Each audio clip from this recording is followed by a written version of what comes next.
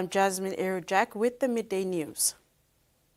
Organizers of the Miss Bird of Paradise pageant say strong national support and a rotating host system are helping grow the pageant into a platform for leadership, tourism and unity. Yesterday, they celebrated the success and return of Miss PNG to the Miss Pacific Islands pageant, Yampela Popena and the MPIP PNG team.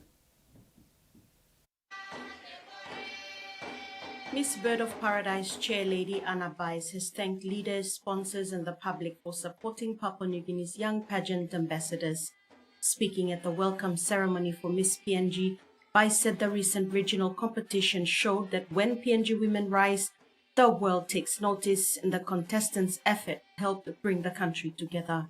That when our daughters in Papua New Guinea rise, the world takes notice. And our queen didn't represent Papua New Guinea. She was Papua New Guinea. If you watch the whole week, she tried her very best to represent each and every one of us. And that in itself is something that really united our nation.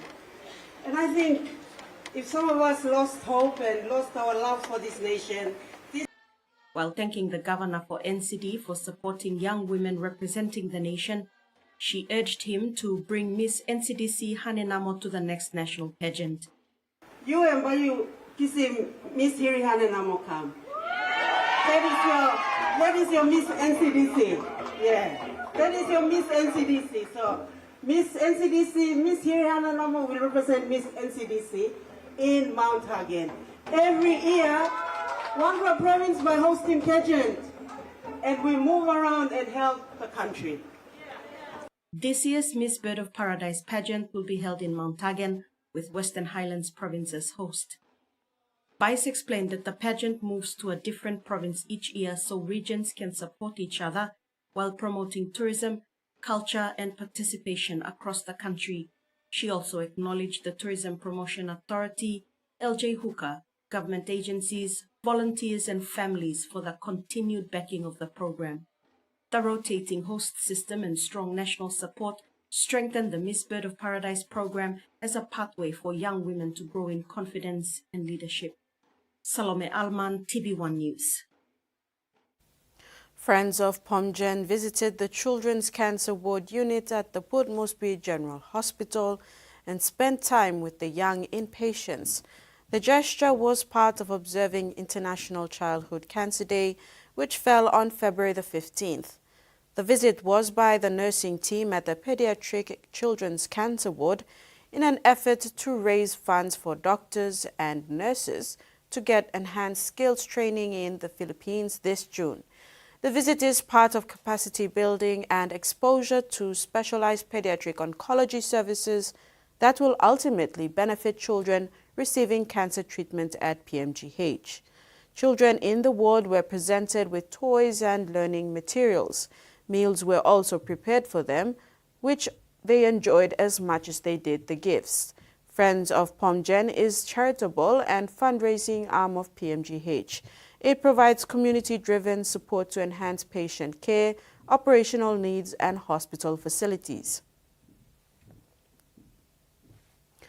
The commander of the National Capital District and Central Province's Acting Assistant Commissioner of Police, Benjamin Turi, has thanked the Chinese business community in the National Capital District for purchasing 2 new riot vehicles for NCD police. Speaking at the closing of the riot training for 66 police officers, Commander Turi thanked the business houses that have been very supportive of the police in the command. He stated that the donation of the 2 vehicles, along with other equipment, will now make police operations easier in the city. Acting Assistant Commissioner of Police, NCD, and Central Command has thanked the Chinese business community in the National Capital District for purchasing 2 new riot vehicles for the police in the nation's capital. ACP Benjamin Turi, while referencing the January 10, 2024 chaos, said police were outnumbered by opportunists who looted and banned shops. He said that the riot training, the vehicles, helmets, and field gear, will now help the police respond strategically to riots in the city. Turi acknowledged the political leadership that has ensured police operations are supported. He said it has led to significant crime prevention efforts in the capital city. ACP Turi said the week-long training was initiated by Director, Reservist Chief Inspector Ruben Giusu. He also thanked ACP Training Silva Sika and his team of trainers. Turi looks forward to working with the team in the future so that more training can be provided to officers in the command. ACP Logistic Chris Smith, who attended the graduation, presented a Toyota Land Cruiser to the Reserve Police Unit, who were also part of the training. He acknowledged that there are some of the hard-working people supporting the force when he visits police stations. ACP Smith said they too deserve logistic support and training because they are part of the frontline policing team. Michael Tampipais, TV1 News. In regional news, 3 hours drive from Brisbane, the Aboriginal community of Sherborg is living without any essential, clean, reliable drinking water. A new treatment plant has been promised, but construction is yet to begin. Residents are full of energy and eager to learn, but keeping hydrated is more challenging than you'd expect for a community of 1,000 people. We're the closest Aboriginal community to Brisbane, and look how we're still treated like second-class citizens. Frustrates me. While the water flows, residents can't reliably use what comes out of the tap. We don't allow the kids to drink the water because we don't want our kids to end up being sick. The 70-year-old water treatment plant can't cope with a growing population and agricultural runoff. A lot of bugs in water that will then manifest as gut problems, so nausea, vomiting, diarrhoea. Council is continuing to update residents and is campaigning for improvements. Get the alert from the council on social media and things like that to boil your water before drinking it. The state government says a replacement $26 million water treatment plant is on track to open before the end of the year, with design work in its final stages. But construction hasn't started. Now, where we're in need of it, not later, more than ever. The community has received more than 20 water coolers that draw water out of the air, with Australian scientists at the forefront. This technology is really helpful for the areas where high humidity and there's a huge water shortage. And of course, it cannot completely replace the existing water systems. As the community still waits for clean water. Back home, Prime Minister James Marape has confirmed that the government will introduce tax-free incentives for players who join the PNG Chiefs team. He said this will help attract quality players and encourage more talent to commit to the franchise. The incentives are aimed at building a strong and competitive squad. This was announced in a press conference this week.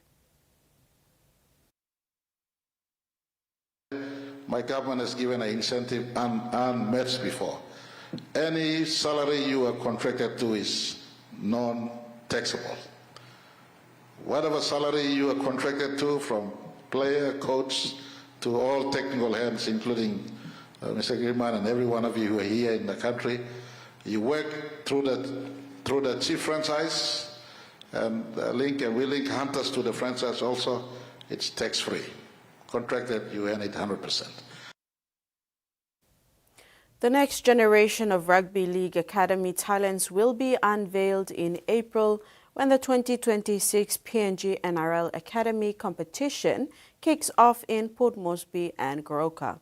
Team NCD and Team Central, now in their third season, have been hard at training at the Sir John Guy Stadium as the program heads into the final stages of its 22-week block. This year's PNG NRL Academy program has continued to expose and identify the next lot of talent to be showcased in this year's edition of the PNG NRL Schools Academy tournament, scheduled for the first week of April. Two of the standout players in the NCD Academy program, Junior Davai Rawu of Gerehu Upper Primary School and Nicholas Steven, who recently completed grade 12 at Bariagua Technical Secondary, have been impressive in their commitment and work ethic. 17-year-old Ravu, who hails from Aroma Coast in Central Province, is a promising talent, making good strides in the NCD Academy Year 7 and 8 category. Young Bravo aims to make the final 20-man squad for the 2026 Academy competition in April. Junior Bravo, who plays fullback and lock, also shares his new experience and how he's embracing the program. He highlighted the value and importance of learning new skills and techniques, especially running defensive and attacking drills and understanding how the system works in real game situation. Some of the things are like how to tackle and how to defend the lines and how to pass to win the game, like fitness and conditions and ideas to play. I'm happy to be in this program with my family. My family is to support me and pray for me to become somebody in future. Bravo's short-term goal is to make the final 20-man squad. His long-term goal is to play in the NRL one day and make his family and Central Province proud. Another talented young Central player is Nicholas Stephen, who is on the same trajectory, continuing his passion for the game, coming through the NCD school's rugby league system. It's been quite difficult to each and every one of us boys because we played from each school around Mosby in NCD school rugby league, and they took us. Our aim sport is to make the final cut of the team and to be the best. Stephen praised the PNG NRL Academy boss Joe Grima and his team for providing such a unique opportunity to learn new skills and develop their game to transition to other pathways. As I came into this academy program, I learned a lot to build my skills. Like discipline has to be in and off the field. Like off the field is what we eat to keep our bodies healthy, stay hydrated, and in the field we have to be consistent. Stephen is a versatile player. His short-term goal is to make the final cut and get into the Vipers NYC this year. Terry Longwood, TV1 Sports. Rugby League World Club Challenge between Brisbane Broncos and Hull Kingston Rovers is scheduled to take place in England this Friday, February the 20th. The match will be telecasted live on TV1 Sports at 5:30 on the morning of the 20th. The game brings together champions of the NRL in Australia and Super League in the UK to battle for the World Club title. Rugby League World Club Challenge between Brisbane Broncos and Hull Kingston Rovers is scheduled to take place in England this Friday, February the 20th. The match will be telecasted live on TV1 Sports at 5:30 on the morning of the 20th. The game brings together champions of the NRL in Australia and Super League in the UK to battle for the World Club title. The Brisbane Broncos go into the World Club title match as favourites. They are known for their strong forwards, quick outside backs and fast style of play. Brisbane will aim to control the game early by winning the middle of the field and putting pressure on Hull Kingston Rovers' defence. Hull KR, on the other hand, will be keen to prove themselves. The English club has built a reputation for hard work, strong defence and good teamwork. They are expected to play a disciplined game, slow down Brisbane's attack and take their chances when they come. Hull Kingston Rovers will not be afraid of the challenge and will see this match as a chance to measure themselves against the top NRL opposition. The key battle is expected to be in the forwards. Brisbane's power and speed led by Payne Haas and Patrick Carrigan will test Hull Kingston Rovers' defence, while Hull KR leadership out from dummy half by Jazz Kitten and kicking game of Mikey Lewis could trouble the Broncos. PNG Kumus captain Rhys Martin is also expected to feature in this game for the Hull KR. Both teams can be dangerous any moment in the match. They will need to complete their sets and defend well near their own try line to claim the victory. While the result is important, the match is also about pride and learning. For Hull KR, it is a chance to show they can compete at a high level. For the Broncos, it is an opportunity to show their strength against international opposition and also make a statement that they can win back-to-back NRL titles. Rex Lita, TV1 Sports. And that ends Midday News. Join us at 6 for more. Bye for now.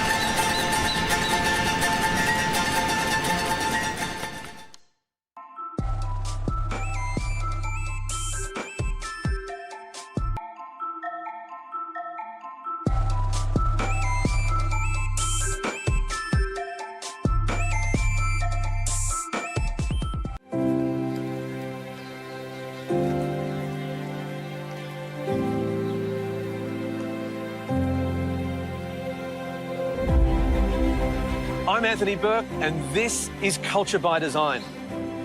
Join me as we meet contemporary designers from across the region, embracing deep traditions, local cultures, and the incredible landscapes of Asia to open our minds and create positive change for a better tomorrow.